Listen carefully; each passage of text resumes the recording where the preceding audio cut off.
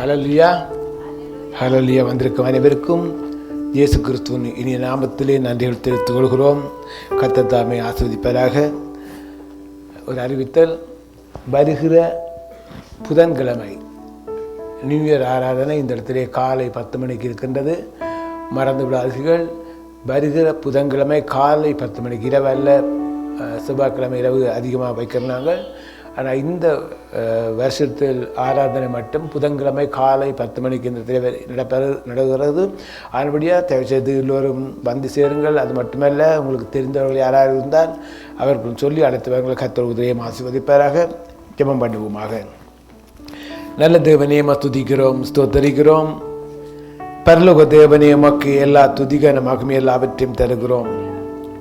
இந்த காலை வேளையிலும் அப்பா உம்மை துதித்து பாடினோம். தேவனே, நீ செய்த ஒவ்வொரு நன்மைகளுக்காகவும் நன்றி சொன்னோம். இந்த ஆண்டு வருடத்திலே இறுதிக்குள்ளே வந்திருக்கிறோம். இதுவரை காலமும் கண்மணி போல காத்து கொண்டவர். இனிவரும் புதிய ஆண்டிலே புதிய புதிய காரியங்கள் இவருடைய பிள்ளைகளுடைய வாழ்க்கையில் செய்ய போகிறதுக்காகவும், இந்த இடமெல்லாவற்றை நீர் ஆசீர்வதித்து பருகி பெருக பண்ண போகிறதுக்காகவும் நன்றி அப்பா. அநேக ஜனங்களிடத்திலே வந்து சேர வேண்டும். பரிசுத்த ஆவியானவரே, உம்முடைய கரம் கூட இருப்பதாக. ஆண்டவர், இந்த வேளையிலும் அப்பா கொடுக்க போகிற வார்த்தைகளை நீர் பேசும். என்னை உம்முடைய சிலுவையின் பின்னால் மறைத்து நீர் பேச போகிறதுக்காக நன்றி அப்பா. தொடக்கம் முதல் முடியுமா இருந்தும் எங்களோடு இருக்க தேவன், இந்த வார்த்தையிலும் நீ கூட இருந்து வழிநடத்தும் அப்பா. நான் அல்ல, நீரே பேசுகிற தேவன். ஆண்டவரை கத்தா, வேதத்தில் இருக்கின்ற ரகசியங்களை எங்களுக்கு கற்றுத்தருகிற தேவனாக இருக்கிறேன். எல்லா துதிக மகிமை நமக்கே செலுத்தி இயேசுவின் நாமத்தில் நல்ல பிதாவே, ஆமேன், ஆமேன். இன்றைய நாளிலும் வேதத்திலே 2 பட்டணங்களை குறித்து பார்க்க போகின்றோம். வேதத்திலே பார்க்கின்ற வேளையிலே யோனாவின் தீர்க்கதரிசி புத்தகத்திலே 1 நினிவே பட்டணத்தை குறித்து சொல்லப்படுகிறது. அடுத்த பட்டணம் எங்கே என்று பார்க்கின்ற வேளையிலே ஆதியாகமம் புத்தகம் 18ஆம் அதிகாரத்திலே பார்ப்பீர்களாக இருந்தால் அந்த இடத்துல சோதோம் கொமோராவை பற்றி எழுதப்பட்டிருக்கிறது. இந்த 2 பட்டணங்களை நாங்கள் தியானிப்போமாக இருந்தால், நான் பல தடவை 2 அதிகாரத்தை 18ஆம் அதிகாரம் 19ஆம் அதிகாரத்தை பல தடவை படித்திருக்கின்றேன். அதே போல் யோனாவுடைய புத்தகத்திலே 4 அதிகாரம் கொடுக்கப்பட்டிருக்கிறது. இந்த 4 அதிகாரத்திலே அதிகமான ஒரு ஆசீர்வாதமான காரியங்கள் வைக்கப்பட்டிருக்கின்றது. இந்த 2 பண்டத்தை குறித்து நாங்கள் பார்க்கின்ற வேளையிலே தீர்க்க தரிசனம் மூலமாக நினிவே பட்டணம் தீர்க்கதரிசனத்தை நம்பினார்கள், அவர்கள் ஆசீர்வாதம் பெற்றார்கள். ஆனால் ஆதியாகமம் புத்தகம் 18ஆம் அதிகாரம் 19ஆம் அதிகாரத்திலே பார்ப்பீர்களாக இருந்தால் சோதோம் கொமோராவை குறித்து பார்க்கின்ற வேளையிலே அந்த பட்டணத்து ஜனங்கள் கீழ்ப்படியாதனாலே அழிக்கப்பட்டார்கள். முதலாவது நாம் சற்று யோனா தீர்க்கதரிசி புத்தகத்தை நான் பார்ப்போமாக இருந்தால், யோனாவின் புத்தகம் 1ஆம் அதிகாரம் 1, 2, 3, 4 வசனங்களை பார்ப்போமாக இருந்தால், அமித்தாவியின் குமாரனாகிய யோனாவுக்கு கர்த்தருடைய வார்த்தை உண்டாகி, அவர், நீ எழுந்து மகா நகரமாகிய நினிவேக்கு போய் அதற்கு விரோதமாய் பிரசங்கி, அவர்களுடைய அக்கிரமம் என் சமூகத்தில் வந்து எட்டினது என்றார். இதே வார்த்தையை நாம் பார்ப்போமாக இருந்தால் ஆதியாகமம் புத்தகம் 18ஆம் அதிகாரம் 1வது வசனங்களிலே பார்ப்போமாக இருந்தால், அதுக்கு பின்னாக வருகிற வசனங்களிலே ஆண்டவர் சொல்கின்றார் ஆபிரகாமுக்கு, சோதோம் குமாரருடைய பாவங்கள், சோதோம் குமார் பட்டணத்தில் இருக்கின்ற ஜனங்களுடைய பாவங்கள் அங்கே வந்து எட்டியது, நான் அவர்களை சரியா தவறா பார்க்க போகிறேன் என்று சொல்கின்றார். ஆனால் இந்த இடத்திலே சொல்லுகின்ற வேளையிலே பாருங்கள், அதற்கு விரோதமாய் பிரசங்கம் பண்ணி அவர்களுடைய அக்கிரமம் என் சமூகத்தில் வந்து எட்டினது என்றார். அப்பொழுது யோனா கர்த்தருடைய சமூகத்தில் நின்று விலகி தர்சீசுக்கு ஓடி போகும்படி எழுந்து யோப்காவுக்கு போய் தர்சீசுக்கு போகிற ஒரு கப்பலை கண்டு கூலி கொடுத்து தான் கர்த்தருடைய சமூகத்தின் விலகும்படி அவர்களோட தரிசனத்துக்கு போக கப்பல் ஏறினான். கர்த்தர் சமுத்திரத்தின் மேல் பெருங்காற்றை விட்டார். அதனால் கடலிலே கப்பல் உடையும் என்று நினைக்கத்தக்கதாக பெரிய கொந்தளிப்பு உண்டாயிற்று. இந்த யோனாவுடைய இந்த தீர்க்கதரிசன புத்தகத்திலே நீவே பட்டணத்தை குறித்து நாம் சற்று ஆராய்ந்து பார்ப்போமாக இருந்தால், நினிவே பட்டணம் என்று இந்த பட்டணம் இருக்கிறது. இந்த பட்டணம் எந்த இடத்துல இருக்கிறது சற்று நாம் பார்ப்போமாக இருந்தால், யோர்தானுக்கு தெற்கு புறத்திலே இந்த பட்டணம் அமைக்கப்பட்டிருக்கிறது. யோர்தானுக்கு தெற்கு புறத்திலே இந்த பட்டணம் அமைக்கப்பட்டிருக்கிறது. இந்த பட்டணம் அதுக்கு முன்பாக வேறு ஒரு ஜனங்கள் ஆண்டு கொண்டிருக்கின்றார்கள். ஆண்டவராகிய தேவன் இஸ்ரவேல் ஜனங்களை அடிமைப்பட்டிருந்த போலிலே எகிப்து தேசத்தில் அடிமைப்பட்டிருக்கின்றார்கள். அடிமைப்பட்டிருக்கின்ற போலிலே அந்த இடத்திலிருந்து ஜனங்களை அழைத்து கொண்டு வருகிற ஆண்டவர் மோசே மூலமாக அழைத்து கொண்டு வருகிற ஜனங்கள் இப்போ யோர்தானுக்கு கிட்ட வருகின்றார்கள். யோர்தானுக்கு வருகின்ற ஒளியில 12 கோத்திரங்கள் வருகின்றது. யோர்தானுக்கு கிட்ட வருகின்ற ஒளியில 12 கோத்திரங்கள் வருகிறது. அதில் 3 கோத்திரங்கள் யோர்தானுக்கு வடபுறத்திலே அங்கே அவர்கள் அந்த தேசத்தில் தாங்கள் இருக்க போகிறோம் என்று கேட்ட வேளையிலே தேவனுடைய பிள்ளைகள் அந்த இடத்தை 3 இனத்தை கொடுக்கின்றார். 3 கோத்திரங்களை கொடுக்கின்றார். இப்போ யோர்தானை கடந்து வருகின்ற வேளையிலே 4வது கோத்திரம் எங்கே இருக்கிறது என்றால் நினிவே பட்டணத்திலே இருக்கின்றார்கள். 4வது கோத்திரம். தொடர்ந்து மீதியான கோத்திரங்கள் வருகின்ற வேளையிலே அந்த கோத்திரங்கள் எங்கே வந்திருக்கின்றார்கள் என்றால் பாலும் தேன்மோடு தேசமாகிய கானானுக்குள்ளே, அது பக்கத்தில் இருக்கிற கானானுக்குள்ளே வருகின்றார்கள். இப்போ 12 கோத்திரங்களும் அந்த தேசத்துக்குள்ளே வந்து விடுகின்றார்கள். அதில் ஒரு கோத்திரம் தான் இந்த நினிவே பட்டண மக்கள். இந்த நினிவே பட்டண மக்கள் வருகின்றார்கள், வந்து அந்த தேசத்தில் குடிகொள்கின்றார்கள். குடிகொண்ட மாத்திரத்திலே கொஞ்சம் காலம், அதாவது சுமாராக 9-10 தலைமுறைகள் கடக்கின்ற வேளையிலே அந்த ஜனங்கள் எல்லாரும் பாவத்திலே வாழ ஆரம்பிக்கின்றார்கள். அந்த ஜனங்கள் எல்லாரும் என்ன செய்கின்றார்கள்? விக்கிரக ஆராதனை செய்ய ஆரம்பிக்கின்றார்கள். மீன் என்கின்ற ஒரு சுரூபத்தை வணங்கி அங்கே நமஸ்கரித்துக் கொண்டே இருக்கின்றார்கள். அதனால் தான் ஆண்டவராகிய தேவன் இந்த ஜனங்கள் எல்லாரும் அழைத்து கொண்டு வருகின்ற போல கீழ்ப்படியாமல் வருகின்றார்கள். வணங்கா கழுத்துள்ள ஜனங்கள் என்று சொல்லி இவர்களுக்கு ஆண்டவர் அழைக்கின்றார். ஆண்டு வருகின்ற வேளை ஜனங்களுக்கு என்ன சொல்கின்றார் என்றால், அது அங்கே யாத்திரா புத்தகம் 20ஆம் அதிகாரத்தில் நீங்கள் வாசிப்பீர்களாக இருந்தால், என்னை என்று உங்களுக்கு வேறே தெய்வம் இருக்க வேண்டாம், என்னை போல் ஒரு சொருபத்தையாவது வெளியினாலே பொன்னினாலே செய்து வணங்கக்கூடாது என்று சொல்லி ஆண்டவருக்கு அழைத்து கொண்டு வருகிற வேளையிலே இந்த ஜனங்கள் எல்லாரும் என்ன செய்கின்ற அநேக ஜனங்கள் எல்லாம் பாவத்திலும் அங்கே விக்கிர ஆராயம் வந்து கொண்டிருக்கின்றார்கள். அதில் ஒரு கூட்டு ஜனம்தான் இந்த நினிவே பட்டணத்திலே வாழ்கின்றார்கள். இவர்களுடைய பாவம் தேவனுடைய சமூகத்திலே எட்டுகின்றது. எட்டுகின்ற வேளையிலே ஆண்டவர் தீர்க்கதரிசியாகிய யோனாவுக்கு கட்டளையிடுகின்றார், அந்த தேசத்துக்கு போய் அந்த பட்டணத்துக்கு போய் அவர்களுக்கு விரோதமாக நீ தீர்க்கதரிசனம் உரைக்க வேண்டும். இந்த வார்த்தையை சொன்ன மாத்திரத்திலே யோனா என்ன செய்கின்றார்? அவருக்கு தெரியும் ஆண்டவராகிய தேவன் மன இரக்கமும் இறுக்கமும் நீடிய சாந்தமும் பொறுமையுள்ள தேவன். அப்படி என்று அங்கே நினைத்துக்கொண்டு அவன் என்ன செய்கின்றான்? யோப்பாவில் இருந்து அங்கே தர்சிசுக்கு கப்பல் ஏறி போகின்றான். கப்பல் ஏறி கூலி, அங்கே சொல்லப்பட கூலி கொடுத்து கப்பல் ஏறி அங்கே தர்சிசுக்கு போகின்றான். போகின்ற வேளையிலே ஆண்டவர் பயங்கரமான ஒரு கொந்தளிப்பு, கடல் நேர் கொந்தளிப்பை கட்டளையிடுகின்றார். கட்டளையிட்ட மாத்திரத்திலே எல்லா ஜனங்களும் பயப்படுகின்றார்கள், வேதனைப்படுகின்றார்கள். சரி, இப்படியாக இந்த வசனத்தின் இந்த அதிகாரத்தை எப்படி வைத்துக்கொண்டு நாங்கள் ஆதியாகம புத்தகம் 18ஆம் அதிகாரத்துக்கு செல்வோம். இப்போ ஆதியாகமம் 18ஆம் அதிகாரத்திலே சில காரியங்களை வாசித்து விட்டு அதன் பின்னாக இங்கே பார்க்கின்ற வேளையிலே அப்போதான் எங்களுடைய வாழ்க்கையில ஒரு பெரியதொரு ஒரு ஆசீர்வாதத்தை நான் பெற்றுக்கொள்ளலாம். ஆதியாகம புத்தகம் 18ஆம் அதிகாரம் 1வது வசனத்தில் சொல்லப்படுகிறது, பின்பு கர்த்தர் மப்னோயின் சமபூமியிலே அவனுக்கு தரிசனமானார்.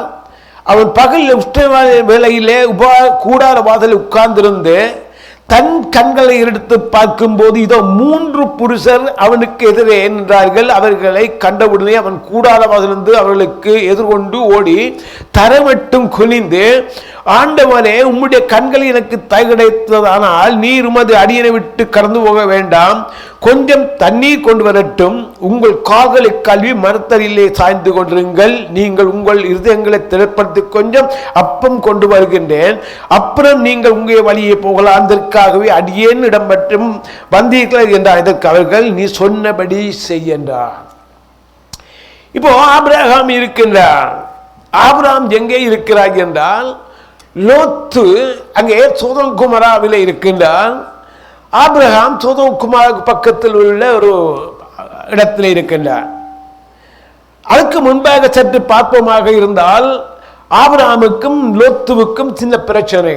ஆடுகள் மேய்க்கின்ற வழி ஆடு மேய்ப்பர்களுக்கு அவருடைய மேற்பிள்ளைக்கும் தகராறு காரணமாக இப்போ ஆபிரகாம் சொல்லிவிட்டால், உன்னுடைய மேய்ப்பருக்கும் எங்களுடைய மேய்ப்பருக்கும் சண்டை வந்து விட்டது, அவனுடைய நீ வடக்கே போனா நான் தெற்கே போறேன், இல்லை நீ கிழக்கே போனா நான் மேற்கே போறேன்னு சொல்லி அங்கே அவர்களுக்கு பிரிவினை வந்து விட்டது. இப்போ பிரிந்து போகின்ற வழியில லோத்து பார்க்கின்றார் என்ன, அந்த சோதோம் குமாரா அங்கே ஏதோன் தோட்டத்தை போல காட்சி அளித்தது என்று அங்கே சொல்லப்படுகிறது. 17, 16 பார்ப்பீர்களா இருந்து அங்கே சொல்லப்படுகிறது.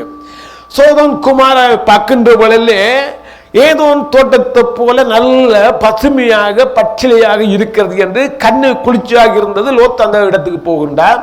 ஆபிரகாமுக்கு சொல்றார், ஆண்டவர், நீ கண் பார்க்கும் தேசம் எல்லாம் உனக்கு சொந்தமாகும் என்று சொல்லி ஆபிரகாமுக்கு வாக்குத்தத்தத்தை கொடுக்கிறார். இப்போ ஆபிரகாம் ஆண்டவருடைய வார்த்தை கீழ்ப்படிந்து ஆண்டவர் சொன்னால் நிச்சயமாக நடக்கும் என்று சொல்லிவிட்டு ஆபிரகாம் விசுவாசித்துக் கொண்டு தூர போகின்றார். இப்படி போகின்ற ஒளியில் தான் பாருங்கள், ஆண்டவராகிய தேவன் வருகின்றார். 3 பேர் வருகின்றார்கள். 3 பேர் இருக்கின்றது நிச்சயமாக இதில் பார்க்கின்ற பொழுது 3 புருஷர்கள், அதாவது பிதா, குமாரன், பரிசுத்த ஆவியானவருக்கு அடையாளமாக கொடுக்கப்பட்டிருக்கிறது 3. அந்த 3 புருஷர்களும் வந்து ஆபிரகாமோடு பேசுகின்றார். அதுக்கு முன்பாக ஆண்டவர் வாக்குத்தத்தத்தை கொடுத்தார் ஆபிரகாமுக்கு, உன் இனத்தும் சந்ததி ஆசிர்வதிப்பேன், வானத்து நட்சத்திரம் போல ஆசிர்வதிப்பேன் என்று சொன்ன தேவன் இன்னும் ஆசீர்வாதம் கொடுக்கப்படவில்லை. இப்போ ஆண்டவர் 3 புத்திரராக வருகின்ற வேளையிலே இவர்களுடைய வாழ்க்கையில 2 ஆசீர்வாதத்தை கொடுக்க போகின்றார். ஒன்று லோத்துடைய வாழ்க்கையிலே, ஆபிரகாமுடைய வாழ்க்கையில. ஆபிரகாமுடைய வாழ்க்கையில 25 வருடங்கள் ஆகிவிட்டது. வாக்குத்தத்தத்தை கொடுத்திருக்கின்றார், நிறைவேறவில்லை. ஆனா இப்போது வருகின்ற வேளையிலே ஆபிரகாமோடு பேசுகின்றார். பேசிவிட்டு சொல்லுகின்றார், நான் உனக்கு மறைக்க மாட்டேன். என்னத்தை மறைக்க மாட்டேன்? உனக்கு ஆசீர்வாதத்தை சொல்லியிருக்கின்றேன், அது நிறைவேறப் போகிறது. ஆனபடியால் ஆசீர்வாதத்தை பெற்றுக்கொண்டு இந்த பூமியிலே உலகம் எங்கும் ஆசீர்வாதமாக இருக்க போகின்ற ஆபிரகாமுக்கு நான் மறைக்க மாட்டேன் ஒன்றையும். என்னத்தை மறைக்க மாட்டேன்? இப்போ சோதோம் குமாராவின் பாவங்கள் சேவடு சமூகத்தில் எட்டிவிட்டது, அதை அழிப்பதற்காக வருகிறேன் என்று சொல்லி அங்கே சாப்பிட்டு விட்டு அவருக்கு அந்த ஆசீர்வாதத்தையும் கொடுக்கின்றார். நீ பலுகி பெருகி அங்கே இருக்க வேண்டும் என்று ஆசீர்வாதத்தை கொடுத்து விட்டு சோதோம் குமாரா அழிக்க போகிறேன் என்று சொல்லிவிட்டு போகின்ற வேளையிலே ஆபிரகாம் பின்னாக போகின்றார். ஆபிரகாம் மெல்ல மெல்ல பின்னாக போகின்ற வேளையிலே அப்போ ஆபிரகாம் கேட்கிற, ஆண்டவரே, அந்த தேசம் இருக்கிறதே அழிக்க போகிறீர் ஆண்டவரே, அந்த தேசத்திலே 50 நீதிமான் இருந்தால் அவர்களை அழிப்பீரோ என்று கேட்ட வழியிலே ஆண்டவர் சொல்லுகின்றார், 45, அதாவது 50ல் 5 குறைந்தாலும் அந்த தேசத்தை நான் அழிக்க மாட்டேன். 45 பேர் இருந்தால் நான் அழிக்க மாட்டேன் என்று ஆபிரகாமுக்கு சொல்லுகிறார். என்ன சற்று அப்புறமாக ஆபிரகாம் திரும்ப கேட்கிறார், ஆண்டவரே, 40 நீதிமான்கள் இருந்தால் அந்த தேசத்தை அழிப்பீரோ? சொல்கின்றார்கள். ஆண்டவர் சொல்கின்றார், நான் அழிக்க மாட்டேன். 40 நீதிமான் அந்த தேசத்தில் இருந்தால் நான் அழிக்க மாட்டேன். அப்படியானால் திரும்ப கேட்கிறேன், ஆண்டவரே, 30 நீதிமான் இந்த தேசத்தில் இருந்தால் அழிப்பீரோ? ஆண்டவர் சொல்றார், 30 நீதிமான் இந்த தேசத்தில் இருந்தால் நான் அழிக்க மாட்டேன். திரும்ப கேட்கின்றார், ஆண்டவரே, 20 நீதிமான்கள் இருந்தால் அழிப்பீரோ? சொல்கின்றார், நான் அழிக்க மாட்டேன். 20 நீதிமான்கள் இருந்தால் அழிக்க மாட்டேன். கடைசி ஆபிரகாம் சொல்கிறார், ஆண்டவரே, அடியேன் மீண்டும் பேச துணிகிறேன். ஆண்டவரே, இந்த ஒரு விஷயம் மட்டும் என்னை மன்னியும். 10 நீதிமான் இருந்தால் அழிப்பீரோ? இந்த வார்த்தையை கேட்கின்றார். அந்த வார்த்தைக்குள்ளே அடங்கி இருக்கிறது. தன்னுடைய சிறிய தகப்பனுடைய மகனாகிய லோத்து அந்த தேசத்திலே வாழ்ந்து கொண்டே இருக்கிறாரே. லோத்தருடைய பிள்ளைகள் இருக்கின்றார்கள், மனைவி இருக்கின்றார்கள், இளஞ்சனம் இருக்கின்றார்கள். அவர்களை காக்க வேண்டும் ஆண்டவரே. அவர்களை அழிக்க போகின்றவளை என்னுடைய மனம் வேதனைப்பட்டுக் கொண்டிருக்கிறேன். ஒரு கிறிஸ்தவனுடைய வாழ்க்கையில மற்றவர்களுக்காக பணிந்து பேசுகின்ற இருதயம் நமக்கு வேண்டும். அந்த இருதயம் ஆபிரகாமுக்குள் இருந்தது. ஆபிரகாம் என்னது வேதனையோடு கேட்கின்றார், ஆண்டவரே லோத்து இருக்க வெளியே சொல்ல முடியவில்லை. லோத்து இருக்கின்ற என்னுடைய பிள்ளைகள் இருக்கின்றார்கள், மனைவி இருக்கின்றார், திருமணமாக போகின்ற பிள்ளைகளை திருமணமாக போகின்ற அங்கே கணவன்மாய் இருக்கின்றார்கள். எல்லாவற்றையும் நினைத்துத்தான் 10 நீதிமான்களை கணக்கு போடுகின்றார். எல்லாரையும் கணக்கு போடுகிற 10 நீதிமான்கள் அங்கே இருந்தால் அவர்களை காப்பீரோ அழிப்பீரோ? இல்லை, அழிக்க மாட்டேன்.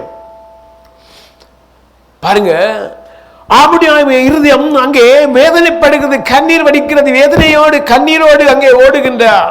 ஆண்டவருக்கு முன்பாக கேட்கிற, ஆண்டவரே அந்த தேசத்தை அழிக்க மாட்டேன் என்று வாக்குறுதி கொடுத்து விட்டு செல்லுகின்றார். செல்லுகின்ற வேளையிலே பாருங்கள், கதையா சொல்ல வசந்த வாசிக்க கதையா சொல்லிக் கொண்டு போகின்றேன். அப்பதான் உங்களுடைய இருதயத்திலே அப்படியே படியும். 19ஆம் அதிகாரத்தில் நீங்கள் பார்ப்பீர்களாக இருந்தால் அங்கே 2 புருஷர்கள் போகின்றார்கள். அங்கே எத்தனை புருஷர்கள் போகின்றார்கள்? முதல் ஆபிரகாமோடு பேசுகின்றவர்கள் எத்தனை புருஷர்கள் போனார்கள்? முதலாம் வசனத்தை வாசிகள் யாராவது? 18ஆம் அதிகாரம் 1வது வசனம், ஆதியாகமம்.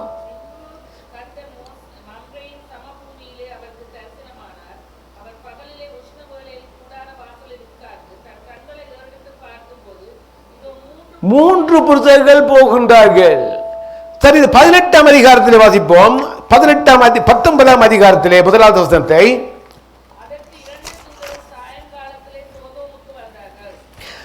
பாருங்க. 2ஆம் அதிகாரத்தில் 19ஆம் அதிகாரம் 1வது வசனத்தில் அந்த 2 தூதரும் ஆபிரகாமோடு பேசுகின்றவளை 3 பேர் போகின்றார்கள். லோத்தோடு பேசுகின்றவளை 2 புருஷர்கள் போகின்றார்கள். அப்படியானால் அதுக்கு 1வது அதிகாரத்திலே 33வது வசனத்திலே நான் பார்த்து புரிந்து கொள்ள முடியும். கர்த்தர் ஆபிரகாமோடு பேசி முடித்த பின்பு போய்விட்டார். கர்த்தர் யாரோடு பேச முடிந்தவுடனே? ஆபிரகாமோடு பேசி முடித்த உடனே இப்ப ஆசீர்வாதம் கொடுக்கிறதுக்காக வந்தவர் ஆண்டவர். இப்போ ஆபிரகாமோடு பேசிவிட்டார். ஆபிரகாமுக்கு ஆசீர்வாதம் கொடுத்து விட்டு, வார்த்தைகள் கொடுத்து விட்டு அவர் போய்விட்டார். எங்கே போனார்? அவர் தேவனுடைய தன்னுடைய இடத்துக்கு பரலோகத்துக்கு போய்விட்டார். இப்போ 2 தூதர்கள் போகின்றார்கள். போகின்ற வேளையிலே பாருங்க, அங்கே சொல்லப்படுகிறது, லோத்து சோதாமின் வாசலில் உட்கார்ந்திருந்தான். அவளை கண்டு லோத்து எழுந்து எதிர்கொண்டு தரை மட்டும் குனிந்து, அங்கே ஆண்டவர்மார்களே, அடியனுடைய வீடு முகமாய் நீங்கள் திரும்பி உங்கள் கால்களை கழுவி ராத்தங்கி காலை எழுந்து பிரயாணப்பட்டு போகலாம் என்றார். அதுக்கு அவர்கள், அப்படியல்ல, வீதியிலே ராத்தங்குவோம் என்றார். இந்த 2 தூதர்கள் சொல்கின்ற லோத்து கூப்பிடுகின்ற வேளையில அவர் சொல்கிற, நாங்கள் ராத்திரி நாங்கள் வெளியிலே வீதியிலே தங்க போகின்றோம். ஏன் வீதியிலே தங்க போகிறோம் என்று சொல்கின்ற இந்த வேளையில அங்கே வீதியில் தான் அதிகமான பாவங்கள் நடந்து கொண்டே இருக்கிறது. பாவங்கள் சேர்ந்து கொண்டே இருக்கிறது. ஆண்டவர்கள் சொல்லுகின்றார்கள், நாங்கள் ராத்திரியிலே வெளியே தங்க போகின்றோம். பரதி கேட்கிறார், ஆண்டவரே இல்லை, நம்முடைய வீட்டிலே வந்து உட்கார்ந்து சாப்பிடுங்கள், சாப்பிட்டுட்டு போகலாம். சரி என்று அங்கே தூதர்கள் போகின்றார்கள். அங்கே சாப்பிட்டு முடிந்த உடனே இரவோடு இரவு வந்திருக்கின்றார்கள். அங்கே வேதத்திலே பார்ப்பீர்களாக இருந்தால் வாலிபர்கள், வயோதிபர்கள் எல்லாரும் வீட்டை சுற்றி நிற்கின்றார்கள். வீட்டை சுற்றி இருக்கின்றார்கள். எல்லாரும் வந்து சொல்லுகின்றார்கள், உன்னுடைய வீட்டுக்குள்ளே தங்க வந்த அந்த மனிதர்கள் வெளியே விடு, நாங்கள் அவர்களை அறிய வேண்டும். அவ்வளத்துக்கு பாவமான ஜனங்கள் இருக்கின்றார்கள். அறிய வேண்டும் என்ற ஒரு பொல்லாத பாவமான வார்த்தை வேதத்திலே பார்க்கின்ற வேளையிலே மனிதர்களோடு, அதாவது ஆணோடு ஆணும் உறவித்தார்கள், பெண்ணோடு பெண் சுவாபம் வித்தார்கள் என்று அங்கே ரோமர்கள் சொல்லப்படுகிறது. அதே காரியங்கள் இந்த இடத்துல நடந்து கொண்டிருக்கிறது. இந்த காரியங்கள் தான் ஆண்டவருடைய சமூகத்தில் போய் எட்டுகிறது. அதனால் தான் ஆண்டவர் வருவார்கள் அவர்கள் அழிப்பதற்காக அவர்களை பார்க்க போகிறேன் என்று ஆபிரகாமு சொல்லி போட்டு போகின்ற வழியிலே அதே காரியங்களை அவர்கள் காண்கிறார்கள், தூதர்கள் காண்கின்றார்கள். அவர்கள் செய்கின்ற ஒவ்வொரு காரியத்தையும் பார்க்கின்ற அவர் சொல்லுகின்றார்கள், வெளியே விடு. அப்போ ஆபிரகாம் யோத்து சொல்கின்றார், என்னுடைய கூடையின் கீழே வந்தவர்களுக்கு ஒன்றும் செய்ய வேண்டாம். எனக்கு 2 பிள்ளைகள் இருக்கின்றார்கள், திருமணமாகாத 2 பிள்ளைகள் இருக்கின்றார்கள், அவர்களுக்கு நீங்கள் என்ன செய்யுங்கள் என்று சொல்லி அவர்களுக்கு மட்டும் ஒன்றும் செய்ய வேண்டாம் என்று சொல்லுகின்ற பொழுது அவங்க பேசுகின்றார்கள், பரதேசியாக வந்த நீ எங்களுக்கு சொல்லுகிறியோன்னு சொல்லிவிட்டு அவர்களை தள்ளிவிட்டு அங்கே உள்ளே போகின்ற பொழுது தூதர்கள் என்கின்றார் லோத்துடைய கரங்களை பிடித்து உள்ளுக்க இழுத்துவிட்டு அங்கே கதவை மூடிவிட்டார்கள். மூடிவிட்டு அவர்களுக்கு குருட்டாட்டம் பண்ண வைக்கின்றார் ஆண்டவர். தேடுகின்றார்கள். ஆண்டவர் பூட்டி விட்டார் கதவு. வேதம் சொல்லுகிறது, ஆண்டவர் பூட்டினால் யாராலுமே திறக்க முடியாது, ஆண்டவர் திறந்தால் யாராலுமே பூட்ட முடியாது. இப்போ எல்லாரும் அங்கே திரிந்து கொண்டிருக்கின்றார்கள், பார்க்க முடியவில்லை அவர்களை. அப்போதான் தூதர்கள் சொல்கிறார் லோத்தை பார்த்து, உன்னுடைய இணைந்தனம் யாராவது இருக்கின்றார்களா, அவளை அழைத்து வா, நாளை காலையிலே இந்த தேசம் அழிக்கப்பட போகிறது, இந்த பட்டணமெல்லாம் அழிக்கப் போகின்றேன் என்று சொன்ன மாத்திரத்தில் லோத்து சொல்லுகின்றான், என்னுடைய பிள்ளைகளை திருமணம் செய்வதற்கு 2 அங்கே ஆண்கள் இருக்கின்றார்கள், அவர்களை அழைத்து வருகிறேன் என்று சொல்லி ஓடுகின்றான். ஓடு போய் அவரோடு சொல்லுகின்ற பொழுது தேவன் நாளை காலையிலே இந்த தேசத்தை அழிக்கப் போகின்றார், ஆனபடியால் எங்களோடு கூட வாங்குகின்ற பொழுது அவர்களுடைய இருதயத்தில் லோத்துவை பரியாசம் பண்ணிக்கொண்டே இருந்தார்கள். எப்படி அழிக்கப் போகின்றார் ஆண்டவர்? பரியாசம் அங்கே வருகின்றது. ஆண்டவருடைய காரியங்களை அநேகருடைய உள்ளத்திலே பரியாசம் பண்ணிக்கொண்டே இருக்கின்றார்கள். ஆண்டவர் சொல்லுகின்ற வார்த்தையை பரியாசம் பண்ணுகின்றார்கள். ஆண்டவர் இதற்காக இந்த பூமிக்கு வந்தார் என்பதை பரியாசம் பண்ணுகின்றார்கள். ஆண்டவருடைய பிறப்பை குறித்து பரியாசம் பண்ணுகின்றார்கள், எல்லாம் பண்ணுகின்றார்கள், தூசிக்கின்றார்கள். எது தூசிப்பது? தேவனுக்கு செலுத்த வேண்டிய பரிசுத்தமான காரியங்களை தூசிக்கின்றார்கள். இப்படியாக அங்கே தூசித்துக் கொண்டே இருந்தார்கள். லோத்து வேதனோடு திரும்பி வருகின்றார். வந்து வீட்டிலே காலி ஆகின்றது, தாமதம் பண்ணிக்கொண்டே இருக்கின்றார். ஆண்டவர் துரிதப்படுத்துகின்றார். ஆனால் அவர்களுக்கு தாமதம். என்ன தாமதம்? நாங்கள் சேர்த்து வைத்த பொருள் இருக்கின்றது, வீடு இருக்கின்றது, எல்லாம் இருக்கின்றது, அங்கே தாமதப்படுத்திக் கொண்டே இருக்கின்ற போல ஆண்டவர் என்ன செய்கின்றார்? 4 பேருடைய கரங்களை பிடித்து வெளியிலே கொண்டு வைத்து அங்கே அந்த மலை கோடி போங்கள், பின்னிட்டு பாராதீங்கள் சொல்லுகின்றார் ஆண்டவர். ஆனால் லோத்து சொன்ன, ஆண்டவரே நான் வயது சென்றவன் ஆயிருக்கின்றேன், அந்த மலைக்கு ஓடி போக என்னால் முடியாது ஆண்டவரே, அதோ சமபூமியா இருக்கிறது, அந்த சமபூமிக்கு நான் போகிறேன் என்று கேட்ட மாத்திரத்தில் ஆண்டவர், நீ போ, அந்த தேசத்தை மட்டும் நான் அழிக்க மாட்டேன், நீ போக இடத்தை நான் காப்பாற்றுவேன், நீ போ என்று சொன்ன மாத்திரத்திலே தேவன் சொன்ன வார்த்தையை கேட்டு லோத்து போகின்றான். ஆனால் அவருடைய மனைவி என்ன செய்கின்றாள்? போகின்ற வழியே பின்னிட்டு பார்க்கின்றார். தேவனுடைய வார்த்தையை அங்கே ஏளனமாக எண்ணி பின்னிட்டு பார்க்கின்றார். தேவன் சொன்னார், நீ பின்னிட்டு பார்க்காதே. ஆனால் லோத்துடைய மனைவி என்ன செய்கின்றார்? பின்னிட்டு பார்த்து உப்பு தூணாக மாறிவிட்டார். ஏன் அந்த இடத்திலே ஆண்டவர் உப்பு தூணாக மாற்றினார்? சற்று நாம் சிந்தித்து பார்த்தேன். அந்த இடத்திலே அந்த பெண்ணை ஆண்டவர் கல்தூணாக மாற்றி இருந்தால் இந்த காரியத்தில் அங்கே அழிபடாது. அந்த ஜனங்கள் எல்லாரும், எல்லா உலகத்து ஜனங்கள் எல்லாம் அந்த தூணைத்தான் வணங்கி இருப்பார்கள், அங்கே விக்கிரக ஆராதனை நடந்திருக்கும். ஆனால் ஆண்டவர் அப்படி செய்யவில்லை, உப்பு தூணாக மாற்றி விட்டார். உப்பு என்றது என்ன? தண்ணீர் பட்டால் என்ன செய்யும்? கொஞ்சம் கொஞ்சமாக கறந்து போகும். இப்போ உப்பு தூணாக மாறி அவருடைய பெண் இருக்கின்றால் வெளியில, கொஞ்ச காலத்துக்குள்ளே அழிக்கப்படும் என்பது நிச்சயமாக தெரியும் ஆண்டவருக்கு. அதனாலே உப்புத்தூணாக மாற்றிவிட்டு போகின்றார். லோத்துவும் அங்கே மனைவியும் லோத்துவின் 2 பிள்ளைகளும் 3 பேர் மட்டும்தான் காக்கப்பட்டார்கள். ஆபிரகாம் கேட்டது எத்தனை பேரை? 10 நீதிமான்கள் இருந்தால் நீ அந்த நாட்டை தேசத்தை அழிப்பீரோ? ஆண்டவர் சொல்லிவிட்டார், நான் அழிக்க மாட்டேன். ஆனால் அழித்தார் ஆண்டவர். ஏனென்றால் அந்த இடத்தில் தம்முடைய பார்வைக்கு 3 நீதிமான்கள் தான் இருந்தார்கள், மிச்ச 7 பேர் இல்லை, வரவில்லை. அது அவருடைய சந்ததி, லோத்துடைய பின்னரும் சந்ததி அந்த 7 பேர்.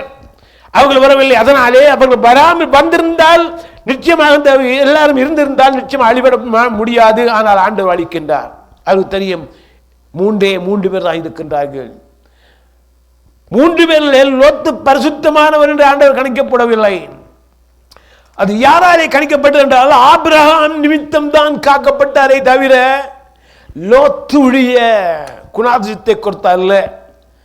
ஏனென்று பார்ப்போமாக இருந்தால் அவருடைய உள்ளத்திலே அவருடைய கண்களில் இச்சை இருந்தது. சோதோம் குமாரவை பார்த்துவிட்டு அங்கே அந்த தேசம் அங்கே ஏதோ தோற்றத்தை போல காட்சி அளித்தது. கண்ணுக்கு குளிர்ச்சியை பார்த்தானே தவிர அந்த தேசத்தில் இந்த பாவ ஜனங்களை குறித்து பார்க்கவில்லை. அதனால் தான் லோத்தை மட்டும் எடுக்கிறார். ஆபிரகாம் நிமித்தம், ஆபிரகாமுடைய சந்ததி நிமித்தம் லோத்தும் அவருடைய மனைவி பிள்ளைகள் காக்கப்பட்டார்கள். மனைவியில் பிள்ளைகள் காக்கப்பட்டார்கள். இப்படியாக செய்கின்ற ஒளி செய்து முடிந்து விட்டது. அதிகாலையிலே ஆபிரகாம் வருகின்றார். வெளியிலே வந்து பார்த்த வேளையிலே சோதம் குமாரா பற்றியிருந்து புகைக்காடு எழுப்பிக் கொண்டே இருக்கிறது. அழிக்கப்பட்டு விட்டது. அந்த தேசம் அழிக்கப்பட்டு விட்டது. ஆனால் அந்த தேசத்திலே மனம் திரும்பவில்லை. ஆண்டவருடைய சத்தத்தை கேட்கவில்லை. ஆண்டு கீழ்ப்படியவில்லை. பாவத்திலே மிதந்து கொண்டே இருந்தார்கள். அந்த சோவார் பட்டணத்திலே எல்லாம் பாருங்க, அந்த தேசம் எல்லாம் அழிக்கப்பட்டு போய்விட்டது. ஆனால் நீவே பட்டணத்தை குறித்து நாம் சற்று தியானிப்போமாக இருந்தால் அந்த தேசத்திலே ஜனங்கள் இருக்கின்றார்கள், தேவ பிள்ளைகள் இருக்கின்றார்கள், வாழ்ந்து கொண்டு வருகின்றார்கள். வேத வசனங்களை நாம் சற்று தியானிப்போமாக இருக்கின்ற பொழுது அங்கே யோனாவின் புத்தகத்திலே பார்க்கின்ற பொழுது பாருங்க, மீண்டுமாக அந்த யோனாவின் புத்தகத்திலே 1ஆம் அதிகாரத்திலே நாம் தொடர்ந்து பார்ப்போமாக இருந்தால் அங்கே சொல்லப்படுகின்ற சில வார்த்தைகள்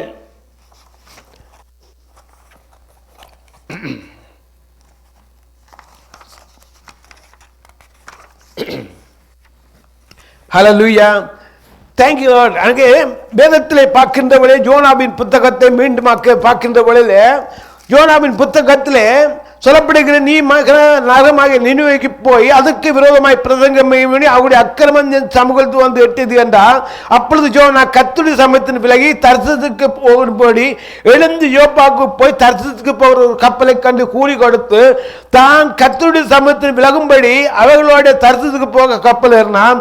கர்த்தர் சமுத்திரத்தின் மேல் பெருங்காற்றை வரவிட்டார். வரவிட்ட மாத்திரத்தை அதனால் கப்பல் உடையும் என்று நினைக்கத்தக்கதாக பெரிய கொந்தளிப்பு உண்டாயிற்று.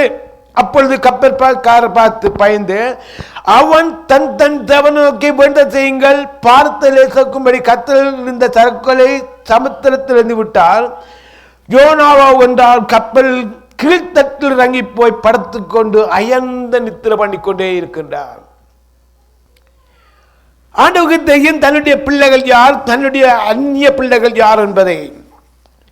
இப்போ ஆண்டவராகிய தேவன் சொல்லுகின்றார் யோனாவுக்கு, நீ எழுந்து நினிவேக்கு போய் நினிவேக்கு ஆகிய அந்த ஜனங்களுக்கு தீர்க்கதரிசன முறை. இந்த வார்த்தை கேட்டுவிட்டு ஓடுகின்ற வழியிலே அந்த நடு சமுத்திரத்திலே கொந்தளிப்பு வருகிறது. கப்பற்காரர் பார்க்கின்றார்கள், பயப்படுகின்றார்கள். இதுவரை காலமும் அவருடைய வாழ்க்கை இப்படிப்பட்ட ஒரு பெருங்காற்று வரவில்லை. ஆனாலும் அவர்கள் சொல்கின்றார்கள், அவரவர் தங்கள் தெய்வங்களை வணங்குங்கள், ஒருவேளை சுவாமி எங்களை காத்து கொண்டாலும் காப்பார் என்று சொல்லிவிட்டு சீட்டு போடுகின்றார்கள். சீட்டு போடுகின்ற பொழுது அந்த சீட்டு யாருக்கு விழுகிறது?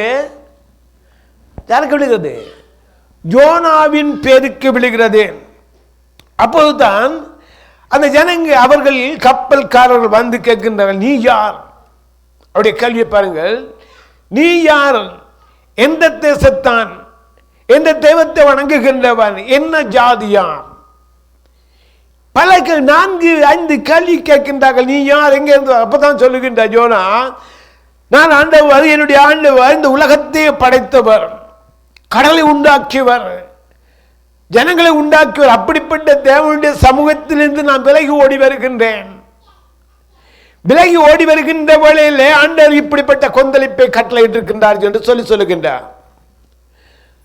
சொன்ன மாத்திரத்தில் இப்போ என்ன செய்ய வேண்டும் அவர் கேட்கின்றார். அவர் சொல்லுகின்றார், என்ன தூக்கி நடுசமுத்திரத்தில் போடுங்கள், அப்போது அங்கே அமைதல் உண்டாகும். அமைதல் உண்டாகும் என்று சொன்ன மாத்திரத்திலே கப்பல்காரருக்கு வேதனை ஒன்று. இந்த மனிதன் எப்படி கடலிலே போட முடியும்? தேவனிடத்திலிருந்து வருகிறான் என்று சொல்கின்றான். ஆனாலும் கூட அவர்கள் ஜெபிக்கின்றார்கள், என்ன கர்த்தரை நோக்கி விண்ணப்பம் பண்ணுகின்றார்கள். அதுக்கு முன்பாக எப்படிப்பட்டவர்கள் இருந்தார்கள்? வேறு மதத்தவர்கள் இங்க யோனாவுடைய வார்த்தை கேட்ட மாத்திரத்தில் ஜனங்கள் கொந்தளிக்கிறதை பார்க்கின்றார்கள். உண்மையான தேவனிடம் இருந்து வருகிறான் என்று சொல்லிவிட்டு கர்த்தரை நோக்கி விண்ணப்பம் பண்ணி பொருத்தனை பண்ணிவிட்டு, ஆண்டவரே இவனுடைய பாவம், இவனுடைய அந்த பாவங்கள் என்னக்கு தொடக்கூடாது என்று சொல்லிவிட்டு அவனை தூக்கி கடலில் போடுகின்றார்கள். போட்ட மாத்திரத்திலே கடல் கொந்தளிப்பு அடங்கி விடுகிறது. கடல் கொந்தளிப்பு என்ன செய்கிறது? அடங்கி விடுகிறது. அடங்கிய மாத்திரத்தில் ஆண்டவர் கட்டளையிடுகின்றார், பெரிய மீன் என்றால் அது ஒரு திமிங்கலம் என்கின்ற மீன். பெரிய மீன் வந்து யோனாவை கவ்விக்கொண்டது. அங்கே சொல்லுகின்ற வேளையில ஹல்லேலூயா, கர்த்தர் தோத்தும்டாதா. அங்கே ஆண்டவர் அந்த மீனுக்கு கட்டளையிடுகிற மீன் என்ன செய்கின்றது? யோனாவை கவ்விக்கொண்டு போகிறது. அங்கே 3 நாள் ராப்பகலாக யோனா என்ன செய்கின்றான்? மீனுடைய வயிற்றிலே இருக்கின்றார். 3 நாட்களாக அங்கே மீனுடைய வயிற்றிலே இருந்து ஜெபம் பண்ணி கொண்டே இருக்கின்றார். மரிக்கவில்லை, அவன் மரிக்கவில்லை, உயிரோடு தான் இருக்கின்றான்.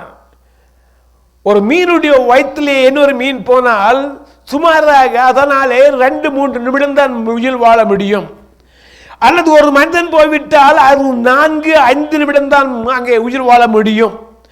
ஆனால் ஆண்டவர் 3 நாட்களாக ராப்பகலாக 3 நாட்களாக மீனுடைய வயிற்றிலே யோனா இருக்கின்றார். பாதுகாப்பு கொடுத்து கொண்டே இருக்கிற மீனாக இருந்தாலும் கூட அங்கே பாதுகாப்பு கொடுத்து கொண்டே இருக்கின்றார். கொடுக்கின்ற போலே கடைசியாக ஜெபம் பண்ணுகிறார், ஆண்டவரே என்னுடைய தலையிலே கடற்பாசி எல்லாம் வந்து கொண்டே இருக்கிறது, ஆண்டவரே பெரிய கஷ்டமாக இருக்குது, ஆண்டவரே மூச்சு விட முடியவில்லை, ஆண்டவரே நான் உம்முடைய சமூகத்திலே விட்டு விலகி ஓடுது என்னுடைய குற்றம் என்று சொல்லி மண்டாடிக்கு அங்கே ஜபிக்கின்ற ஓலையில் ஆண்டவர் எழுதுகின்றார். மீனுக்கு கடலிடுகின்றார். கொண்டே திரும்ப எங்கே கலக்கவே வெளிய கக்கி. இப்போ ஆண்டவர் சில வேலை இல்லை, யோனா தான் புத்திசாலி என்று ஓடலாம், ஆனால் தேவன் புத்திசாலி உள்ளவர். அந்த ஜனங்களை ரட்சிப்பதற்கு ஆண்டவரோட ஐடியா பண்ணுகிறார். என்ன? மீனுடைய வாயிலிருந்து ஜனங்கள் பார்க்க வேண்டும் யோனாவை. அப்போதான் ஜனங்கள் அந்த யோனாவுடைய வார்த்தையை கேட்பார்கள். ஆண்டவருக்கு வைத்த பிளான். ஒரு சாதாரண மனுஷனாக போய் அந்த சத்தியத்தை சொல்லியிருந்தால் சத்தியத்தை யாருமே கேட்டுக்க முடியாது. ஆனால் ஆண்டவர் மீனுடைய வாயிலிருந்து கக்கின்ற ஒல்லை ஜனங்கள் எல்லாரும் பார்க்கின்றார்கள். யோனாவை பார்த்து எல்லாரும் போய் அதிசயமாக வேடிக்கை பார்த்து கொண்டிருக்கின்ற ஒல்லை யோனா எழுந்து பிரசங்கம் பண்ணுகின்றார். இந்த நினிவே பட்டணம் 40 நாட்களுக்கு அழிக்கப்பட போகிறது. இந்த நினிவே பட்டணம் 40 நாட்களில் அழிக்கப்பட போகிறது. எல்லாரும் மனம் திரும்புங்கள். வேதம் சொல்லுகிறது 2 லட்சத்துக்கும் அதிகமான ஜனங்கள் அந்த பட்டணத்தில் இருந்தார்கள். இந்த பட்டணத்துக்கு ஜனங்கள் எங்கே இருந்து வந்தார்கள்? பாலும் தேனும் தேசத்துக்கு எப்படி வந்தார்கள்? எகிப்தில் இருந்து பாலும் தேனும் தேசமாகிய கானானுக்குள்ளே வருகின்ற வேளையிலே அங்கே குறிக்கப்பட்ட பட்டணம் தான் அந்த நினிவே பட்டணம். அந்த பட்டணத்தை இந்த ஜனங்கள் எல்லாரும் தேவனுடைய வார்த்தையை மறந்து விட்டார்கள். இப்போது ஆண்டவர் அந்த ஜனங்களுக்கு வார்த்தையை கொடுப்பதற்கு யோனா மூலமாக அங்கே வந்து தீர்க்கதரிசனம் உரைக்கின்ற பொழுது வேதத்திலே பார்க்கின்ற பொழுது அந்த ராஜா கட்டளையிடுகின்றார், இந்த பட்டணத்திலே யாருமே புசிக்க கூடாது 3 நாள். தன்னுடைய வீரர்களுக்கு கட்டளை 3 நாள் யாருமே சுக்கக்கூடாது, எல்லாரும் உபவாசம் இருங்கள். ஆடு மாடுகள் மிருக ஜீவங்களுக்கு ஒன்றுக்குமே தண்ணி காட்டக்கூடாது, சாப்பாடு கொடுக்கக்கூடாது. 3 நாளும் என்ன செய்தார்கள்? அங்கே தண்ணி ஒன்றுக்குமே கொடுக்கக்கூடாது என்று சொல்லப்படுகிறது. பாருங்கள், அந்த இடத்தில் அந்த வார்த்தை கேட்ட மாத்திரத்தை எல்லா ஜனங்களும் மனம் திரும்புகின்றார்கள். எல்லாரும் மனம் திரும்பி என்ன செய்கிறார்? ஒரு மனப்பட்டு ஜெபம் பண்ண ஆரம்பிக்கின்றார்கள். அவருடைய ஜெபத்தை கேட்ட ஆண்டவர் என்ன செய்கின்றார் பாருங்க, அந்த கடைசி வசனங்களே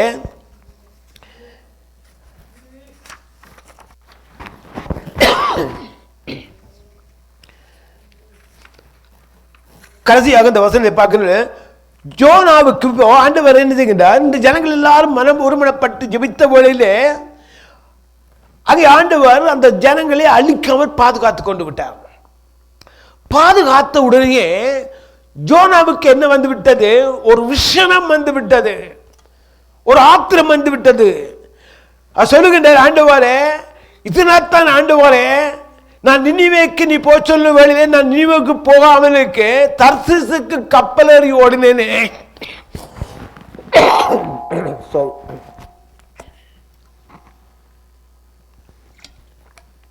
தர்சீசுக்கு கப்பல் ஏறி ஓடினேனே, நீ என்னை மீண்டுமாக இந்த இடத்தை கொண்டு வந்து விட்டீர் என்று சொல்லி வேதனைப்படுகின்றார். 4ஆம் அதிகாரத்திலே 1வது வசனம். யோனாவுக்கு இது மிகவும் விசனமாக இருந்தது.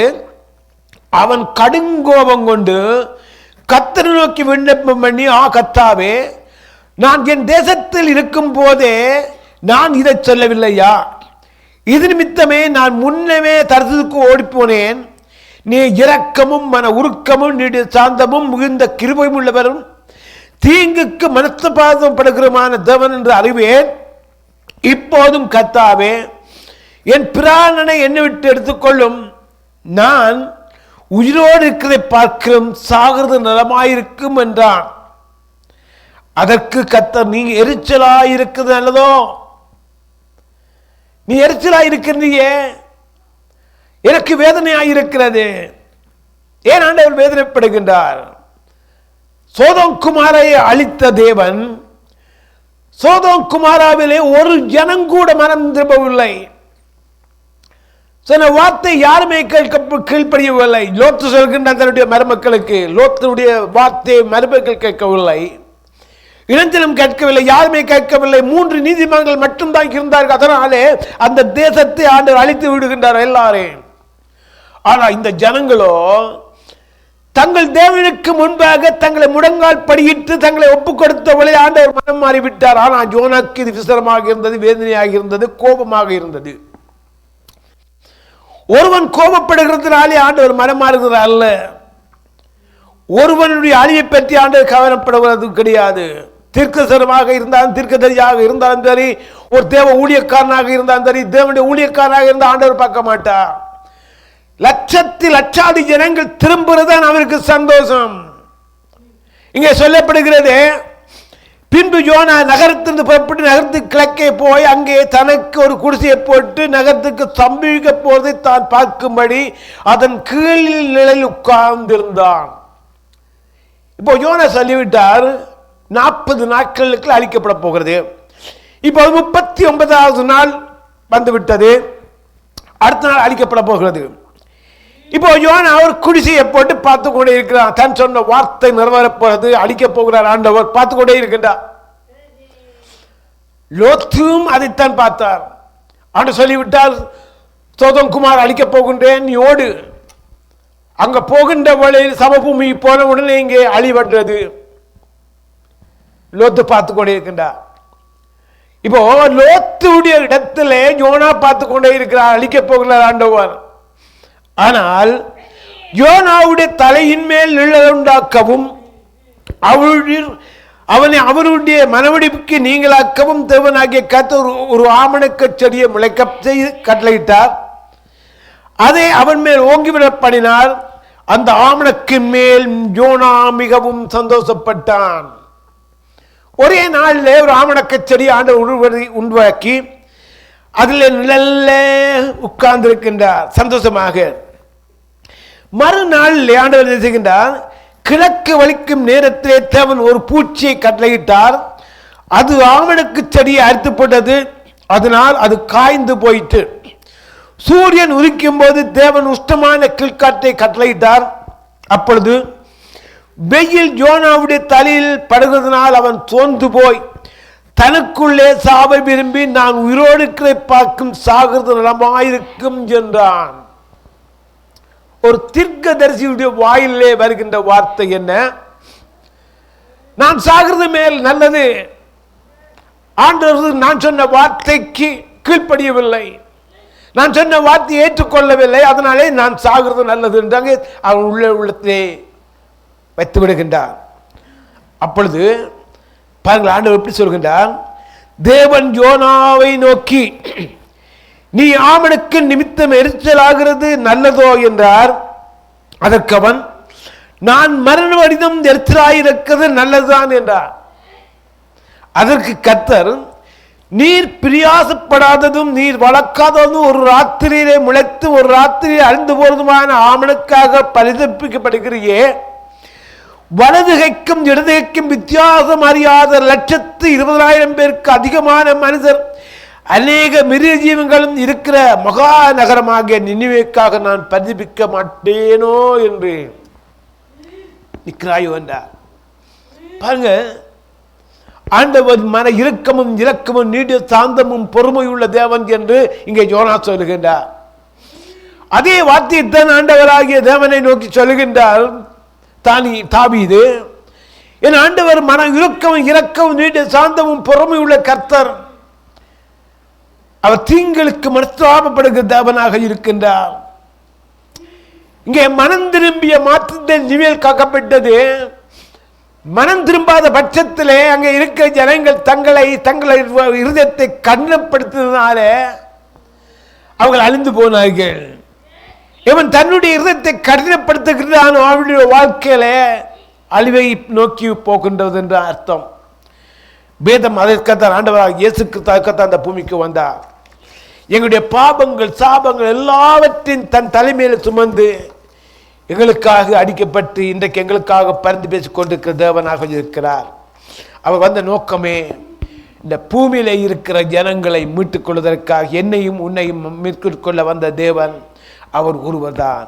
ஹல்லேலூயா. நாங்கள் எழுந்து ஜெபம் பண்ணுவோமாக. ஹல்லேலூயா.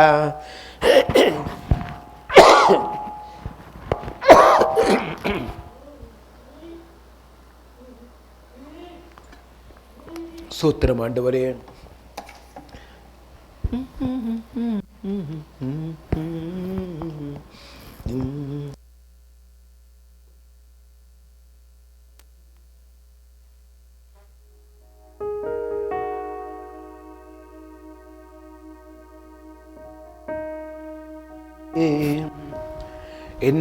என்ன தேடி வருவார் என்று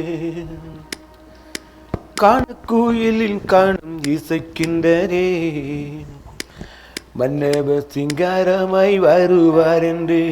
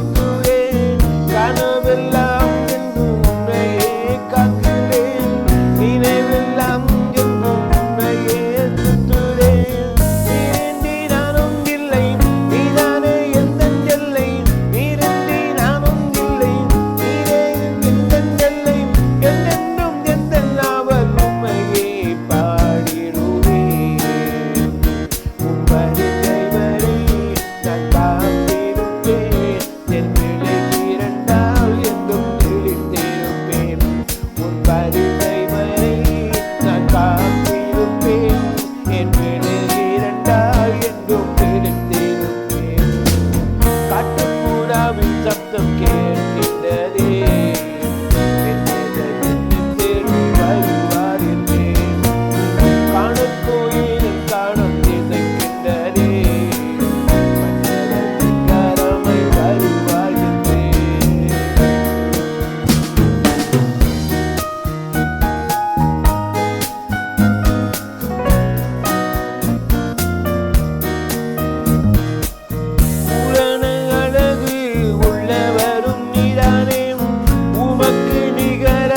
யாரும் இங்கு இல்லையே. பூரண அழகு உள்ளவரும் நீதானே, உமக்கு நிகராய் யாரும் இங்கு இல்லையே. நிரந்தன் ஜீவன் தானே, நான் உந்தன் சாயல் தானே. நிரந்தன் ஜீவன் தானே, நான் உந்தன் சாயல் தானே. என்றென்றும் என்றென்றும் உந்தன் பெயர் சொல்லிடுதே. உன் வருகை வரை நான் காத்திருப்பேன். என் விழி இரண்டாய் என்றும் விழித்திருப்பேன். உன் வருகை வரை நான் காத்திருப்பேன். என் விழி இரண்டாய் என்றும் விழித்திருப்பேன்.